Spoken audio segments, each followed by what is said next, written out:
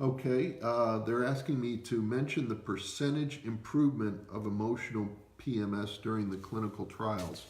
So let me pull up the exact amounts. When we did Becks depression inventory, and we were not looking at clinical depression again. We were looking at melancholy, feeling blue, feeling gloomy. The average response, and so this takes into account the people that it didn't work in at all and the people that it worked just wonders in, 100%. We saw a 54% improvement on average in gloomy mood. Now, that may not get you out of the rainy day Mondays completely, but it's a long ways from being down at the bottom of the hill, looking up and saying, "Oh, why me?" In anxiety, and this was really interesting because one of my daughters, I have three daughters, by the way, and so I've seen this product work in them also.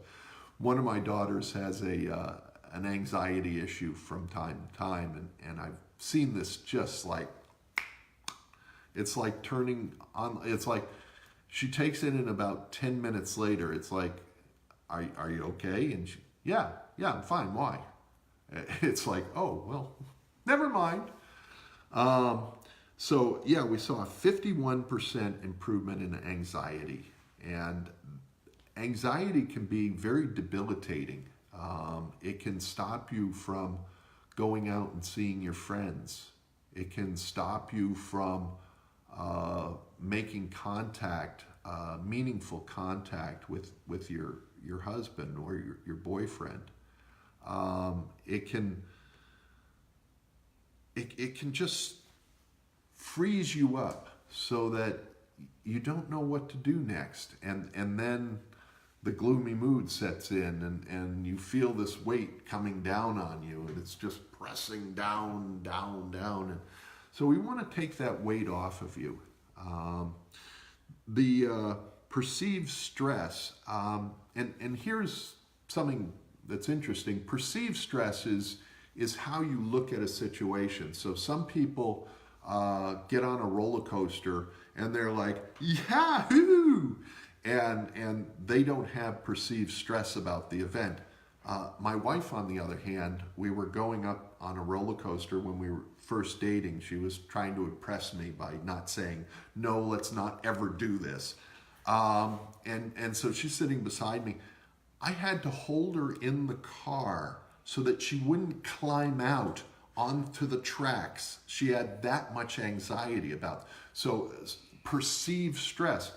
My perceived stress wasn't there. It's like, wow, this is a ride. This is fun. Her perceived stress is, I'm going to jump off the top of the roller coaster tracks because I can't be in this car. So how we look at things can change. And what we saw is, we saw a 36% improvement in the way people perceive stress, so that the little things don't bother you as much. In PMS irritability or anger, this is one of the hardest things to change, probably because anger is such a primitive emotion. Once it gets going, it's very hard to stop.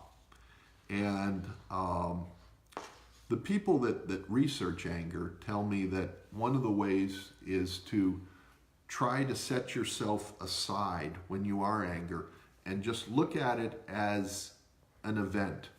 Yes, I'm angry, okay? I'm angry, that's over here. And being able to improve anger by 18%